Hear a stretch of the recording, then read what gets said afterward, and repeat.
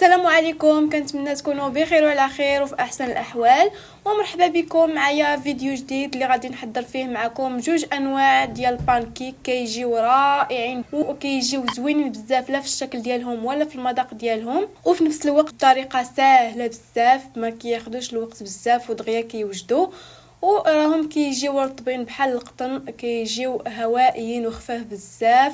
تبعوا معايا الفيديو من الاول حتى الاخير باش تكتشفوا معايا طريقه التحضير. وقبل ما نبداو كنتمنى ان الفيديو ينال الاعجاب ديالكم وتخليو لي اكبر عدد من اللايكات ديالكم وتخليو لي تعاليقكم، ونبداو على بركه الله بالمقادير وطريقه التحضير. بسم الله. كنحتاج جوج ديال البيضات كنديرهم في واحد الاناء، وكاس ونص ديال الحليب، جوج معالق كبار ديال السكر سنيده، كيس ديال السكر الفاني، نصف ملعقه صغيره من الملح، وربع كاس ديال الزيت النباتيه. وكنخلط هاد المكونات جيدا، وبالنسبه للمكونات فراهم خاصهم يكونوا في درجه حراره المطبخ. وكنخلط هاد المكونات كامله حتى كيندمجوا ليا وكيذوب ليا السكر سنيده. وكنضيف جوج كيسان ممسوحين ديال الدقيق الممتاز، وكنضيف عليهم كيس ونص ديال خميره الحلويات، وكنغربل كلشي فوق الخليط بهذا الشكل هذا. وكنخلط جيدا حتى كيندمج ليا داك الدقيق مع الخليط وما كيبقاوش عندي داك الحبيبات ديال الدقيق. وبالنسبه لهاد الانواع هادو بجوج ديال البانكيك فراهم دغيا كيوجدوا، يعني ممكن تحضروهم في اخر دقيقه، يعني ما كياخذوش الوقت بزاف. بالنسبه دابا لهاد الوقيته ديال المدرسه فرا كيوجدوا في الصباح، يعني توجدوهم لوليداتكم يفطروا بهم عاد يمشيو للمدرسه، فراهم بجوج بهم هاد الانواع ديال البانكيك فراهم كيجيو لذاذ بزاف وكيجيو رائعين. وهانتوما كي كتشوفوا الخليط كيفاش خاصو يكون، ومباشره كندوز نطيبو في المقلاة الخاصه بالبانكيك، او ممكن تستعملوا اي نوع ديال المقلاة كان عندكم، شرط انها تكون مقلاة نوعيه جيده وتكون سخونه من قبل، وعافيه تكون مهيله، يعني ما تكونش العافيه مجهده باش البانكيك ديالكم ما كيتحمر لكمش قبل ما يطيب من الوسط. وصافي كنخوي واحد الكميه من الخليط كما كتشوفوا معايا، وكنوزعوه بشكل متساوي. ومن بعد ما كيبدا يطيب وكينشف من الفوق صافي كنقلبوه على الجهه الثانيه. وبالنسبه للنوع الثاني ديال البانكيك فراني كندير في الوسط ديالو حبات ديال الشكلاط، كنخوي واحد شويه ديال الخليط، وكندير واحد الحبه ديال الشكلاط. بالنسبه للشكلاط فاستعمل شوكولاته بالحليب، وكنخوي شويه ديال الخليط من فوق داك الشكلاطه اللي وضعت في الوسط باش كنغطيها. وكنكمل بنفس الطريقه، يعني ممكن ديروا اي نوع نتوما كتفضلوه، هذا اللي كيكون معمر بالشكلاط، اولا ممكن تخليوه عادي كما الاول. وصافي من بعد ما كيبدا يطيب ليا البانكيك وكينشف من الفوق كنقلبوا على الجهه الثانيه. وبالنسبه للعافيه فضروري انكم تخليو عافيه مهيله باش البانكيك ديالكم كيجيكم طايب حتى من الداخل وما كيبقاش معجن وكيجي هوائي بحال القطن. وبالنسبه للنوع الثالث فراني كنخوي واحد الكميه ديال الخليط، وكنوضع فيه واحد الملعقه صغيره من شوكولاته الدهن، وكنولي نخوي واحد شويه ديال الخليط من فوق الشوكولاته، وكنخليه كيطيب بنفس الطريقه. من بعد ما كيبدا كينشف ليا الخليط كنقلبو على الجهه الثانيه بنفس الطريقه، وكنستمر كنكمل بنفس الطريقه. يعني كما قلت لكم نتوما ممكن ديروا اي نوع كتفضلوه، طيبوا البانكيك اللي ما كيكونش عامر بالشكلاط، اولا ممكن ديروا كما درت حتى انا. وصافي من بعد ما كنكمل الكميه كامله ديال البانكيك كنطيبو. شوفوا معايا كيفاش كيجي، فراه كيجي رائع بزاف وكيجي محمر وكيجي رطب بزاف بحال القطن. وصافي كنقدموا بهذا الشكل هذا كما كتشوفوا معايا. كنزين بصلصه الشوكولا، ممكن تقدموا باي طريقه بغيتو نتوما، وكنزين بشويه ديال اللوز ايفيلي وحتى بشويه ديال الكركاع.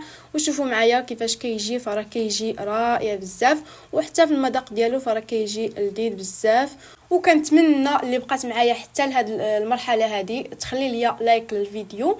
وندوزو دابا الطريقه ديال التحضير ديال البانكيك صحي بالشوفان، كيجي حتى هو زوين بزاف، لا في الشكل ديالو ولا في المذاق ديالو. ثقوا بيا الا جربتوه فراكم غادي توليو دائما كتعتمدوه. تبعوا معايا طريقه التحضير.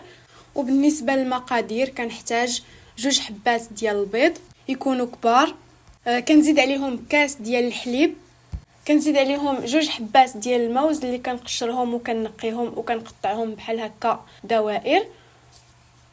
كنوضع كلشي في الخلاط الكهربائي، وكنزيد عليهم كاس ديال العنبه ديال الشوفان، وكنزيد عليهم 2 معالق كبار ديال الوصفه اللي وجدت معكم من قبل ديال زياده الوزن. بالنسبه اللي ما شافهاش غادي نخلي لكم الرابط ديالها في صندوق الوصف، وبالنسبه اللي ما كايناش عنده وما صايبهاش غادي تعوضوها ب2 معالق كبار ديال الكاكاو.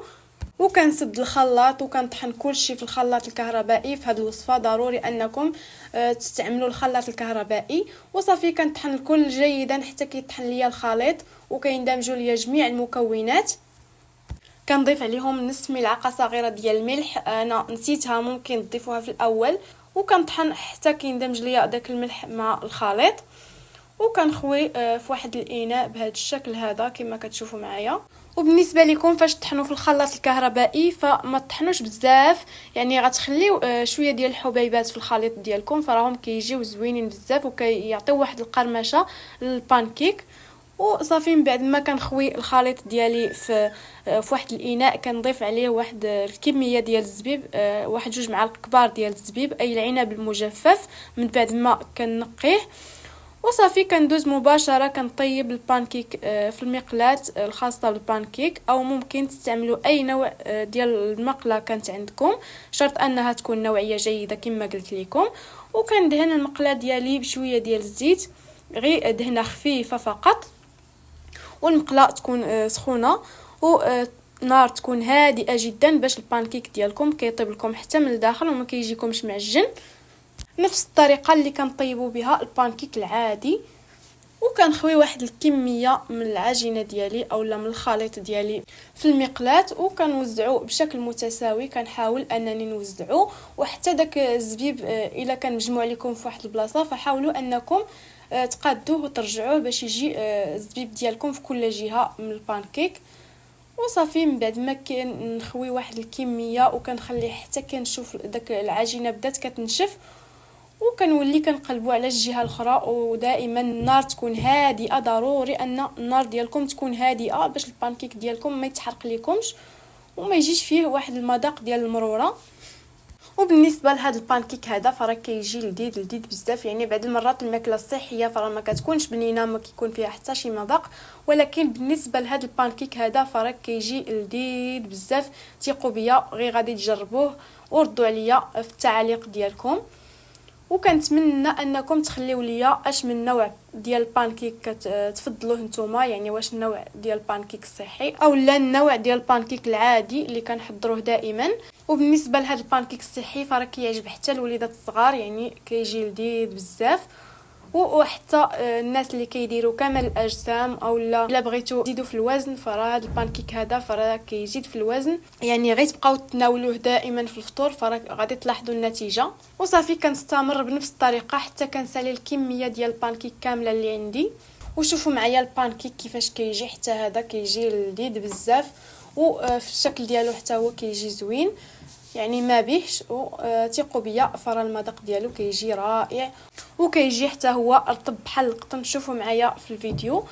وكنتمنى منكم انكم تخليو ليا لايكاتكم للفيديو، وتخليو ليا تعاليق ديالكم، وتبارطاجيو الفيديو مع الاصدقاء والاحباب ديالكم.